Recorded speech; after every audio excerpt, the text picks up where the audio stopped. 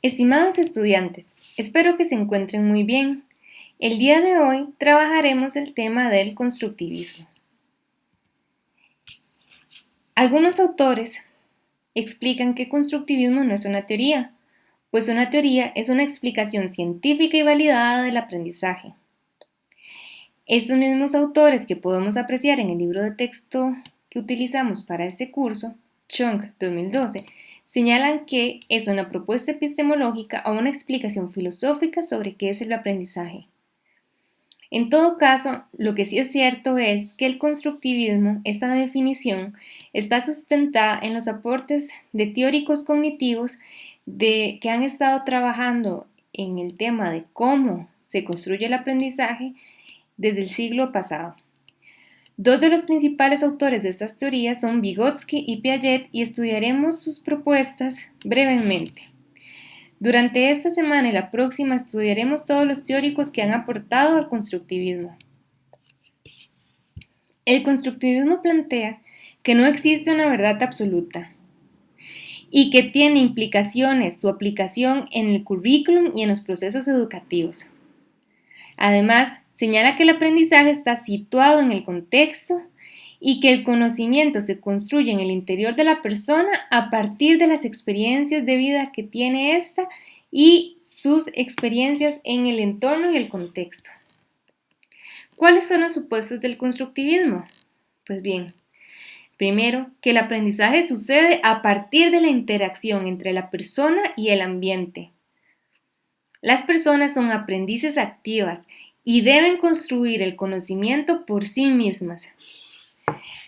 Aquí hay algunas críticas que se le han realizado a esta afirmación, pues el conocimiento académico, el que se estudia en las escuelas, en los colegios y en las universidades, son conocimientos complejos para los que no necesariamente hemos sido creados para aprender.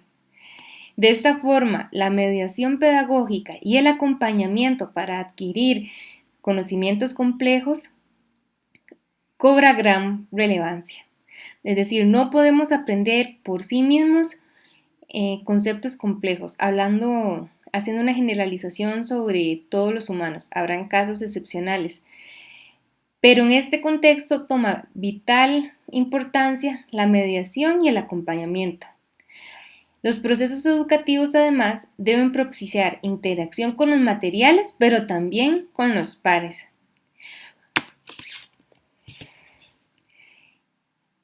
Además, el aprendizaje es continuo y progresivo y está en constante evolución. Tal como podemos ver en esta imagen, la construcción de un edificio no se da de la noche a la mañana, implica un proceso, va evolucionando. Además, todas las personas de todas las edades pueden aprender de forma significativa si tienen la oportunidad de trabajar de manera activa sus propios conocimientos. Por otra parte, el desarrollo del conocimiento es un proceso. No tenemos que sentirnos mal cuando estamos empezando a estudiar terminología compleja y no la entendemos desde el inicio. La experiencia y saberes previos facilitan la construcción de nuevos conocimientos. Haciendo uso de la analogía del edificio, podríamos pensar que los conocimientos que hemos ido trabajando a lo largo de la vida, por ejemplo en la escuela o en el colegio, son las bases para el desarrollo de conocimientos más complejos en la educación superior. Por otra parte, el aprendizaje se da en contacto con la realidad.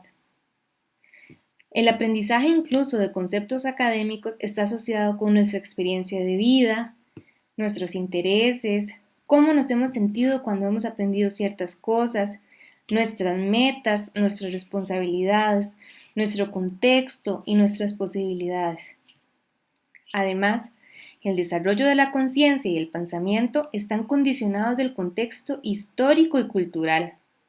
Existen estudios que señalan cómo algunas particularidades del idioma pueden influir en cómo comprendemos el mundo e incluso en cómo aprendemos.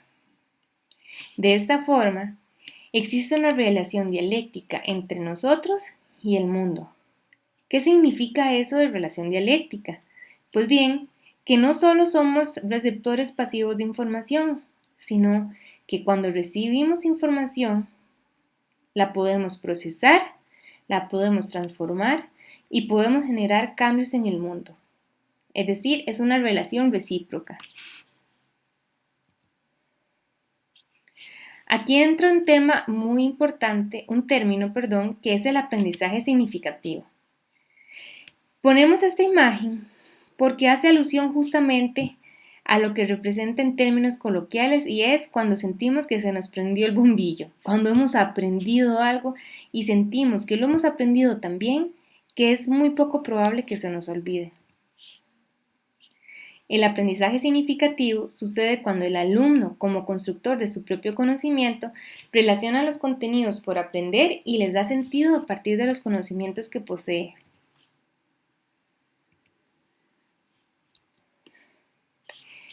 Esos son varios factores fundamentales para que se dé el aprendizaje significativo. Primero, tiene que haber un andamiaje con aprendizajes previos. Tiene que haber interés, tiene que haber intención, tiene que haber esfuerzo y también motivación. Veamos un ejemplo. Imaginémonos que queremos aprender sobre el racismo y la xenofobia. Ahí podríamos valorar, por ejemplo, en aprendizajes previos, qué entendemos por racismo y xenofobia. ¿Cuáles son algunos ejemplos? Este es un buen ejemplo en este contexto en el que en Estados Unidos se están generando manifestaciones en contra al racismo estructural e institucional que existe en Estados Unidos, lo cual se despertó a raíz del asesinato impune contra George Floyd.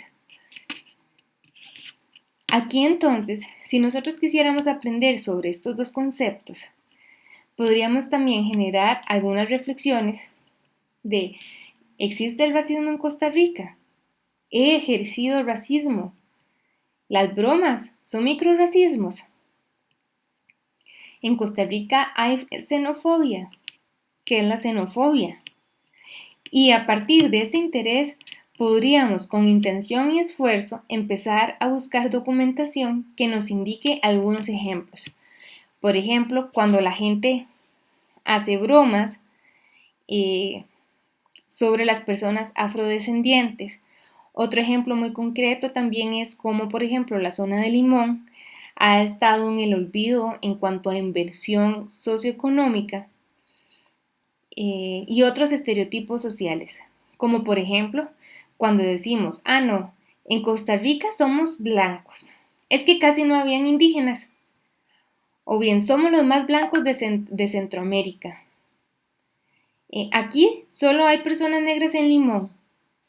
Esos serían algunos ejemplos que nos podrían hacernos cuestionar si realmente en Costa Rica no hay racismo y xenofobia y cómo se asocia esto a los eventos que están ocurriendo en Estados Unidos. ¿Y cómo nos hace sentir eso? Eso sería una forma de abordaje del tema del racismo y la xenofobia utilizando elementos de aprendizaje significativo. ¿Cuál es la diferencia entre el aprendizaje memorístico y el aprendizaje significativo? Lamentablemente, el aprendizaje memorístico es el que predomina en las aulas universitarias, pero también de primaria y secundaria. Desde el aprendizaje memorístico se insta al estudiante a incluir información de manera arbitraria y verbalista. No hay esfuerzos por integrar conocimientos a los que ya existen. El aprendizaje no se relaciona y tampoco hay una implicación afectiva. En cambio, en el aprendizaje significativo, incorporamos con intención la información. Nos esforzamos por relacionar conocimientos y experiencias que ya tenemos con los nuevos que estamos adquiriendo. Además, generamos relaciones entre los hechos, objetos de lo nuevo y lo que ya sabíamos. Y finalmente hay una implicación afectiva, porque si no sentimos nada hacia lo que estamos aprendiendo, es poco probable que lo recordemos. Ahora vamos a hacer una participación activa interactiva y vamos a ingresar al formulario de Google Form que se encuentra en la sección de la clase 9 y vamos a responder lo siguiente. Vamos a dar un ejemplo de una experiencia educativa en la que sus profesores hayan promovido el aprendizaje significativo y otra en donde se haya promovido el aprendizaje memorístico. Muchas gracias y nos vemos.